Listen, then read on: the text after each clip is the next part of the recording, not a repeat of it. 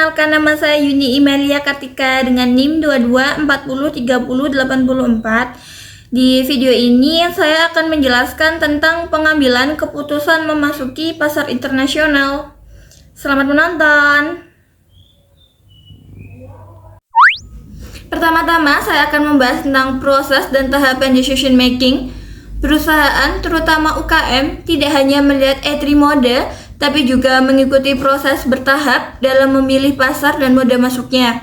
Contoh model empiris menunjukkan bahwa keputusan pasar luar negeri terdiri dari beberapa tahap. Yang pertama ada identifikasi peluang pasar, evaluasi pasar, distribusi risiko dan kontrol, sehingga pelaksanaan dan evaluasi kembali. Yang kedua ada peran heuristik dan bias manajerial.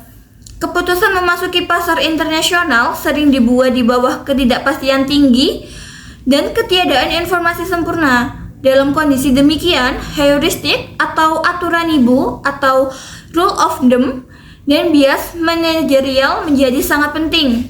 Contohnya, menunjukkan bahwa banyak perusahaan menggunakan heuristik dalam memilih mode entry dan seleksi pasar asing. Misalnya, memilih pasar berdasarkan kemiripan budaya atau lokasi atau berdasarkan pengalaman sebelumnya daripada analisis kuantitatif penuh. Selanjutnya, di sini ada model keputusan rational versus bounded rationality versus hybrid. Dalam literatur terkini, terdapat pembahasan bahwa keputusan masuk pasar bisa melalui yang pertama ada bounded rationality, yaitu keputusan yang dibuat dengan informasi terbatas dan dalam keterbatasan kognitif. Yang kedua ada rasional penuh, di mana perusahaan mengumpulkan data, melakukan analisis risiko, dan membuat simulasi. Mode ini lebih sering muncul setelah perusahaan memiliki pengalaman internasional yang memadai. Yang ketiga, ada hybrid models, kombinasi antara reaksioner atau situasional dan analisis rasional, misalnya SMS. Di Timur Tengah dalam studi How do SMS the Shift of International Market Entry menunjukkan bahwa mereka menggunakan mode reaktif dan bounded rationality terutama pada entry pertama, kemudian beralih ke pendekatan lebih rasional dan memasuki entry berikutnya.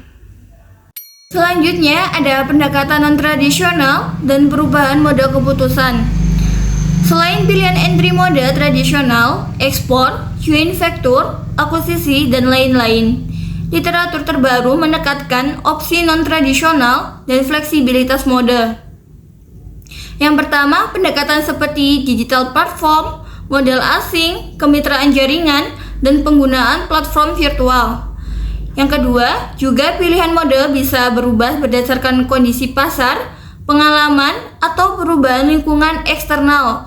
Mode switching, misal dari ekspor ke joint venture, atau dari investasi fisik ke hadiran digital, suatu hal yang sering muncul dalam situasi kasus UKM. Selanjutnya ada faktor-faktor yang mempengaruhi pengambilan keputusan dalam ekspansi global perusahaan. Apa sih itu ekspansi? Ekspansi adalah strategi pertumbuhan yang dilakukan perusahaan dengan memperluas skala operasional, baik melalui peningkatan kapasitas produksi, penambahan unit usaha, maupun masuk ke pasar geografis baru. Yang pertama ada faktor ekonomi. Kondisi ekonomi suatu negara menjadi penentu utama dalam pengambilan keputusan ekspansi. Perusahaan perlu mempertimbangkan pertumbuhan ekonomi, daya beli konsumen, stabilitas mata uang, inflasi, serta tingkat pengangguran di negara tujuan. Selanjutnya, ada faktor politik dan regulasi. Stabilitas politik, sistem hukum, serta regulasi perdagangan internasional juga sangat mempengaruhi keputusan ekspansi. Selanjutnya, ada faktor sosial dan budaya.